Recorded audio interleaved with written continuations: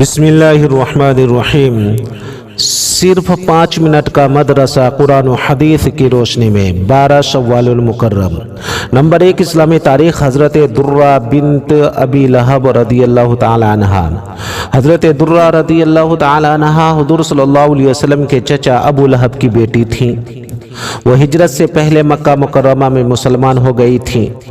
اس کے بعد ان کے شوہر حضرت حارث بن نوفل نے بھی اسلام قبول کر لیا۔ پھر دونوں ہجرت کر کے مدینہ منورہ پہنچی تو مدینہ کی عورتوں نے کہا، تمہارے باپ ابو لہب کی بدبختی اور رسول اللہ صلی اللہ علیہ وسلم کی دشمنی کی وجہ سے اللہ تعالیٰ نے ایک سورہ نازل فرمائی جس میں ان کی ہلاکت و بربادی کا تذکرہ ہے، اس لیے تمہاری ہجرت سے تمہیں بھی کوئی فائدہ نہیں ہوگا۔ انہوں نے اس بات کی حضور صلی اللہ علیہ وسلم سے شکایت کی۔ آپ نے نماز کے بعد لوگوں کو جمع کر کے فرمایا، میرے خاندان والوں کے بارے میں مجھے تکلیف مت دو۔ آپ صلی اللہ علیہ وسلم کے اس فرمان سے انہیں اپنی غلطی کا احساس ہوا۔ حضرت درہ رضی اللہ تعالی عنہ کی فضیلت کے لیے اتنا کافی ہے کہ حضور صلی اللہ علیہ وسلم نے ان سے فرمایا، جو تمہیں غصہ دلائے گا اللہ کو بھی اس پر غصہ آئے گا، میں تم سے ہوں اور تم مجھ سے ہو۔ حضرت درہ رضی اللہ تعالی عنہ کے والد ابو لہب تو حضور صلی اللہ علیہ وسلم کے سخت دشمن تھے، اس کے باوجود بغیر کسی پرواہ کیے انہوں نے اسلام قبول کر لیا۔ یہ ان کی رسول اللہ صلی اللہ علیہ وسلم سے سچی محبت کی علامت ہے۔ حضور صلی اللہ علیہ وسلم نے فتح مکہ کے بعد ان کے شوہر حضرت حارث رضی اللہ تعالی عنہ کو جدہ کا گورنر بنا دیا تھا۔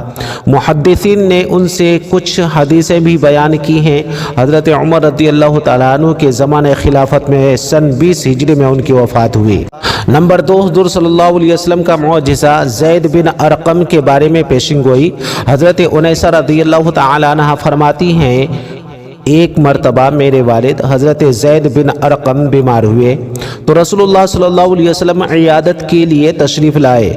آپ صلی اللہ علیہ وسلم نے فرمایا، یہ بیماری تو اتنی زیادہ خطرناک نہیں، اس لیے کوئی حرج نہیں، لیکن میری وفات کے بعد آپ کی بینائی چلی جائے گی اور آپ کی عمر بھی زیادہ ہوگی، اس وقت آپ کیا کریں گے؟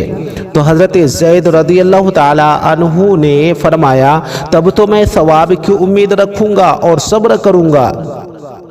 حضور صلی اللہ علیہ وسلم نے فرمایا، تم بغیر حساب کے جنت میں داخل ہوگے۔ چنانچہ آپ صلی اللہ علیہ وسلم کے فرمان کے مطابق آپ صلی اللہ علیہ وسلم کی وفات کے بعد حضرت زید رضی اللہ تعالی عنہ کی آنکھ سے روشنی ختم ہو گئی۔ پھر کچھ مدت بعد اللہ نے ان کی بینائی واپس کر دی اور پھر وفات پائی۔ دلائل النبوہ للبہقی۔ نمبر 3، ایک فرد کے بارے میں سچی گواہی دینا۔ قرآن میں اللہ تعالیٰ فرماتا ہے، اے ایمان والو، انصاف پر قائم رہتے ہوئے اللہ کے لیے گواہی دو، چاہے وہ تمہاری ذات، والدین اور رشتہ داروں کے خلاف ہی کیوں نہ ہو۔ سورہ نساء۔ سچی گواہی دینا اور جھوٹی گواہی دینے سے بچنا ضروری ہے۔ نمبر 4، ایک سنت کے بارے میں دشمن سے بچنے کی دعا۔ رسول اللہ صلی اللہ علیہ وسلم جب کسی قوم سے خوف یا ڈر محسوس کرتے تو یہ دعا پڑھتے، اللہم انا نجعلک فی نحورہم ونعوذ بک من شرورہم، اللہم انا نجعلک فی نحورہم ونعوذ بک من شرورہم۔ اے اللہ، ہم تجھ کو ان دشمنوں کے مقابلہ میں پیش کرتے ہیں اور ان کے شر سے پناہ چاہتے ہیں۔ ابو داؤد۔ نمبر 5، ایک اہم عمل کی فضیلت، تقوی اور حسن اخلاق کا درجہ۔ رسول اللہ صلی اللہ علیہ وسلم سے پوچھا گیا کہ کس عمل سے اکثر لوگ جنت میں جائیں گے تو رسول اللہ صلی اللہ علیہ وسلم نے فرمایا، تقوی اور اچھے اخلاق کی وجہ سے۔ مستدرک حاکم۔ نمبر 6، ایک گناہ کے بارے میں اللہ اور رسول کی نافرمانی کرنا۔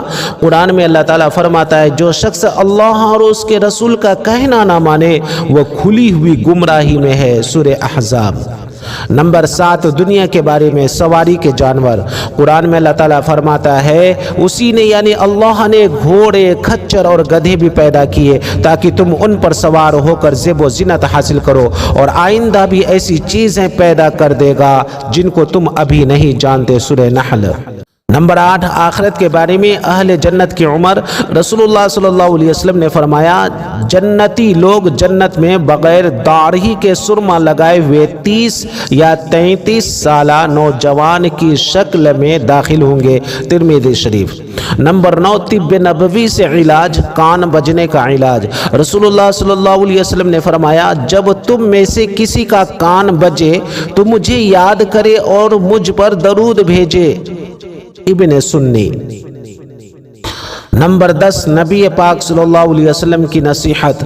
رسول اللہ صلی اللہ علیہ وسلم نے فرمایا تم موت کی تمنا نہ کرو کیونکہ آخرت کا معاملہ نہایت سخت ہے، اور نیک بختی کی علامت یہ ہے کہ عمر زیادہ ہو اور اس کو توبہ کی توفیق مل جائے۔ مسند احمد۔